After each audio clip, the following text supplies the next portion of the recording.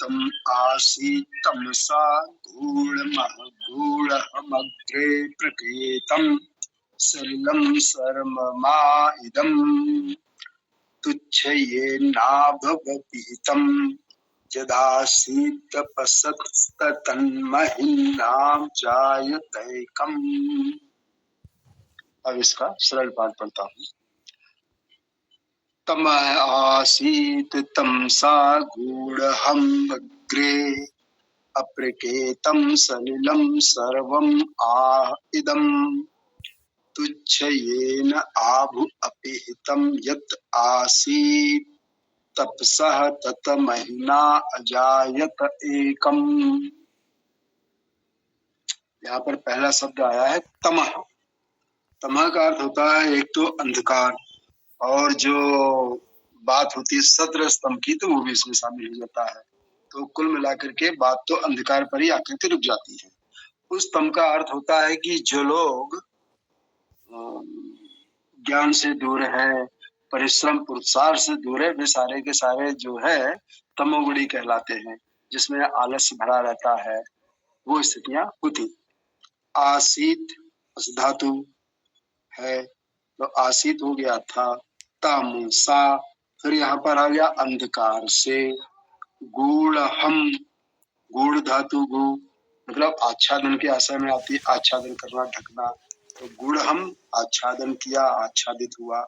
अग्रे, अग्रे मतलब पहले, जो पहले से ही ढका हुआ था अंधकार से। अप्रकेतम, ये जो अपना उपसर्ग हो गया, जिसका अर्थ हो गया नहीं में, रहित में। उत्कृष्ट, ये भी उपसर्गी है। केतम, केतम ज्ञान के लिए कहा जाता है, और कभी कभी इसका प्रयोग ध्वजा के लिए भी प्रयोग कर दिया जाता है।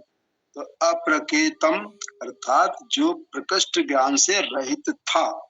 यहाँ पर फिर शब्द आ गया उसका, काहे के लिए? अंधकार युक्त, अज्ञान युक्त।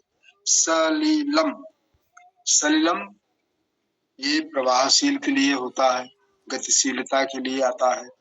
सलिल का अर्थ बोलचाल में अपन लोग जो लेते हैं वो जल के रूप में लेते, चूंकि प्रवाहमान रहता है, इसलिए हिंदी में उसको हम जल में लेते हैं, पानी में लेते हैं।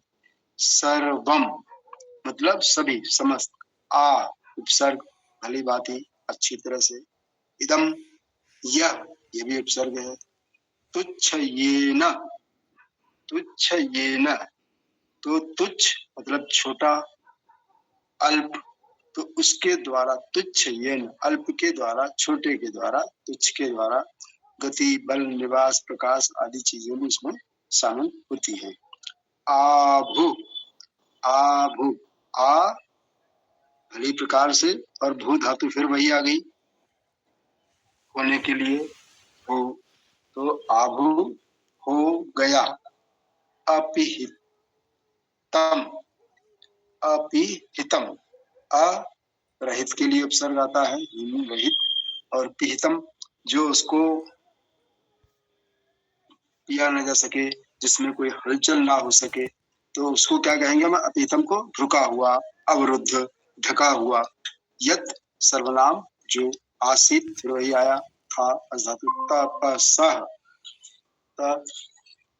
तपसः, यहाँ पर तपसा जो है तप धातु है, जिसका अर्थ होता है तपना, तपस्या करना। तो तपसा मतलब तप की महीना, तत् महीना, तो महीना शब्द आया महानता के लिए, महानता से, महिमा से, और तत् वह, ये भी सर्वनाम है। अजायत, अ उपसर्ग, जायत जन धातु, उत्पन्न होना, उत्पन्न करना, तो उत्पन्न हुआ। अजायत उत्पन्न हो गया। उसके आगे आया एकम, ये संख्यावाची है, तो एकम एकमात्र उत्पन्न हुआ। तम आसीत तमसा गूढ़हम अग्रे, अग्रे जो सर्वप्रथम अज्ञान से, अंधकार से, तम गुण युक्त ढका हुआ था। अप्रकेतम जो प्रकृष्ट ज्ञान से रहित, निरंतर एकदम अज्ञान से युक्त, गतिशील, सभी को ये भली भांति ढके हुए था। तुच्छ येन, तुच्छता से या छोटेपन से, गतिशीलता से, निवास से, प्रकाश के द्वारा आभू हो गया। अवरुद्ध, जब प्रकाश से अंधकार अवरुद्ध हो गया। यत आसित, जो हुआ था, जो छोटा प्रकाश से अवरुद्ध हो गया था। तो यहाँ पर अवरुद्ध क्या हुआ? हमारा अंधकार अवरुद्ध हो गया। जो चारों ओर अंधकार का साम्राज्य था वो प्रकाश से अवरुद्ध हो गया। तपसा तत महीना, तप से, तप के साथ, तपस्या के साथ वह महानता से एकमात्र उत्पन्न हुआ। अब देखते हैं इसका भावार्थ में क्या आता है। ये मंत्र के शब्दों का अर्थ क्या, शब्दार्थ। भावार्थ में आया है विधाय में, पहले सृष्टि से पूर्व अंधकार से अंधकार आच्छादित था। यह सभी अप्रज्ञायमान, अज्ञेय, प्रवाही, सलिल, गतिशील रूप में था। तुच्छयेन, तुच्छ द्वारा, गतिबल दान निवास प्रकाश द्वारा उत्पन्न हो गया।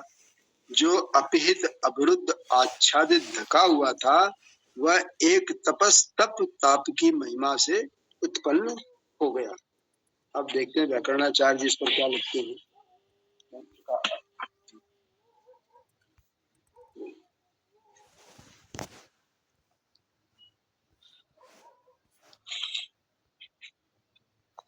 व्याकरणाचार्य जी ने लिखा है, प्रलय दशा में सब कुछ अंधकार से घिरा हुआ था एवं सब ओर अंधकार था। यह सारा दृश्यमान जगत जल के रूप में अज्ञात था। सारा विश्व तुच्छ अंधकार से ढका था। महान तप के प्रभाव से या महान तप से कारण कार्य रूप भाग से रहित ब्रह्म उत्पन्न हुआ। यहाँ पर उन्होंने इसको एकमात्र, जो अपन ने लिखा पढ़ा था, उसको उन्होंने कहा कि ब्रह्म उत्पन्न हुआ। धन्यवाद।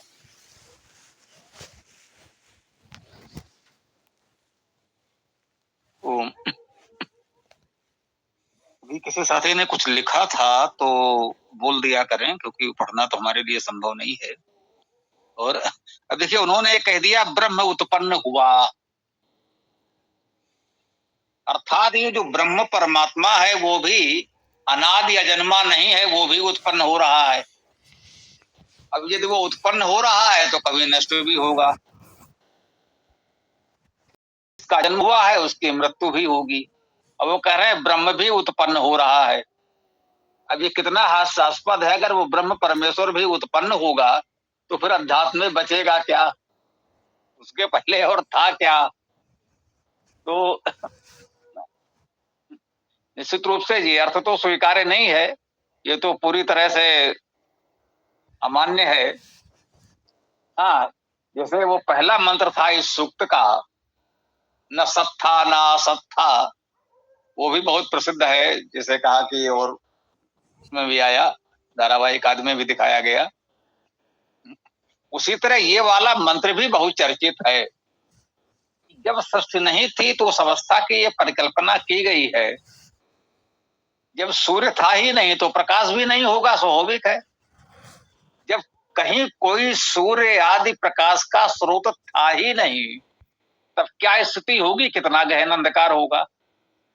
कहते हैं तमसा, तमा आसीत तमसा गूढ़म अग्रे। अग्रे अर्थात पहले, अर्थात सृष्टि से पहले अंधकार अंधकार से ढका हुआ था। जब सृष्टि थी ही नहीं, कुछ उत्पन्न नहीं हुआ था, तो अंधकार से अंधकार ढका हुआ था।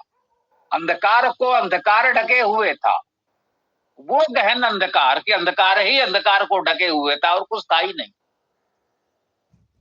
वो तो निर्विकार परमेश्वर सर्वव्यापक था, लेकिन सृष्टि कुछ नहीं थी। जब सृष्टि नहीं थी तो बस अंधकार ही अंधकार हो सकता है और कुछ हो ही नहीं सकता, क्योंकि प्रकाश तो उत्पन्न होगा। प्रकाश उत्पन्न होता है, प्रकाश समाप्त होता है, और प्रकाश जहां नहीं होता है वहां अंधकार होता है। ये स्वाभाविक है। तो ये भी इस दृश्य से बहुत प्रसिद्ध